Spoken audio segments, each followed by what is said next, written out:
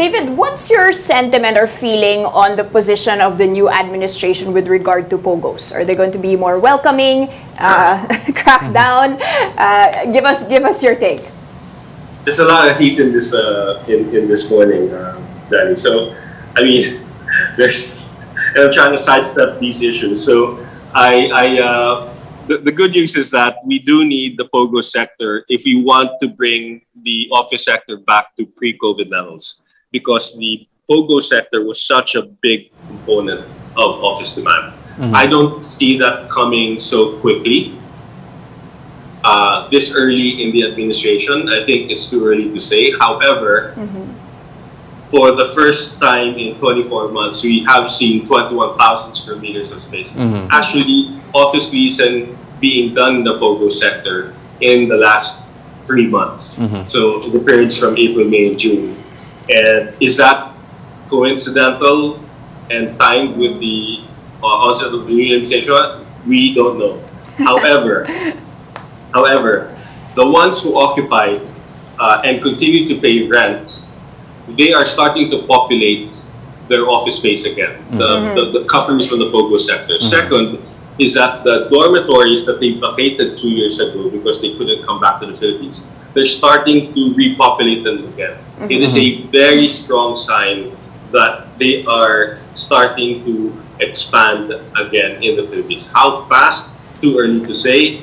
I am very hopeful, but you know, life could be disappointing also. But does that mean also that they're more and more coming to terms with a new tax regime for POGOs? I would think so. I would think so. And it's not just about China, like we always said. I mean,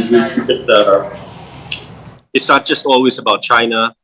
And like this particular company we're servicing, they only have 5% of the employees that are China-based. The market they service is almost just 5% Chinese, and everything else is regional or European.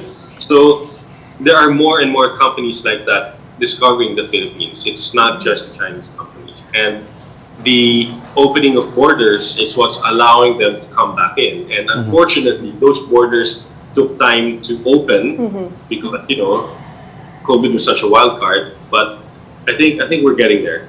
Are we well positioned to actually absorb that should that impending recession, especially in the West, really blow up? At the same time, I mean, like what you mentioned earlier, there's been remarkable growth in the office space demand here, especially for the second quarter, 106%, at least quarter on quarter, mostly, of course, driven by outsourcing companies. So do you expect that momentum to carry on?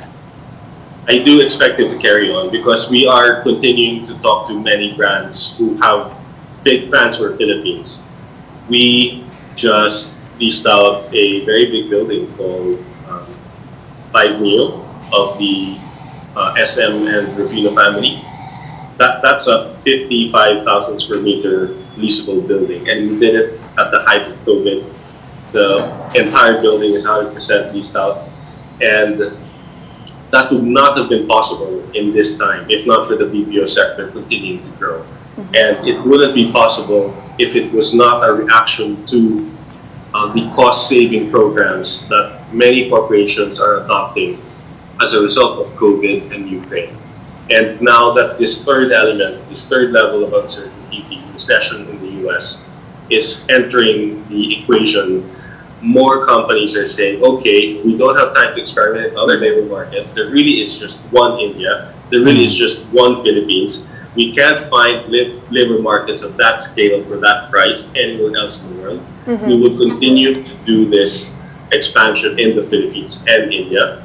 And just as they expand in provincial sites in India, they will continue to expand in the Philippines. Let's pick up on that report regarding the veto of the economic zone in Bulacan here. How is that possibly going to affect the property market in the central Luzon? I mean, it's not yet completely off the table here, but is that delay going to be worrisome?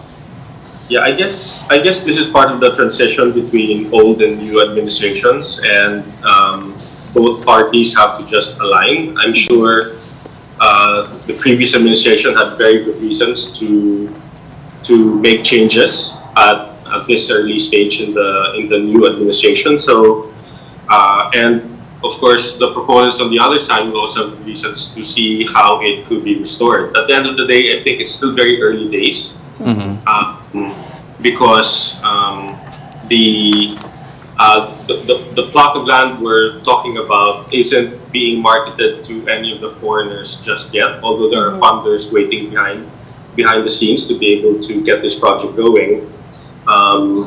People just want to get this project off the ground, literally, and everyone's hoping that the airport is completed sooner rather than later.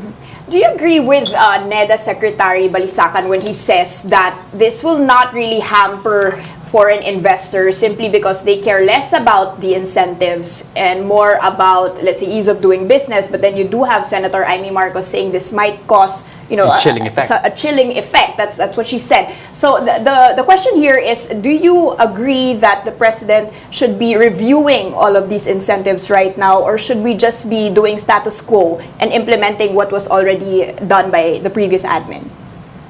I think there is a concern that I think the biggest concern that many people have is how to manage this debt, and I guess they have, with every person very smart in the room on both camps, they have every reason to review and did what they did. So I don't think, not knowing the behind the scenes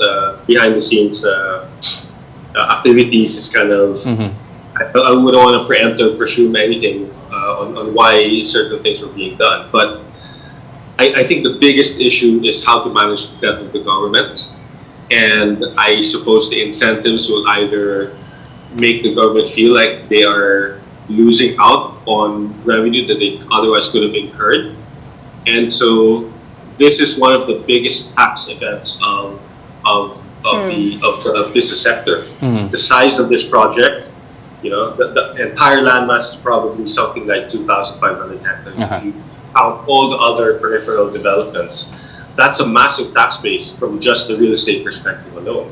What about, you know, the transfer of titles? What about funding? What about doc stamps when it comes to the debt and companies that are going to be erected and created on back of this project? So there's many things that the government's kind of busy evaluating right now, and being one of the biggest sources of funding, meaning tax revenue.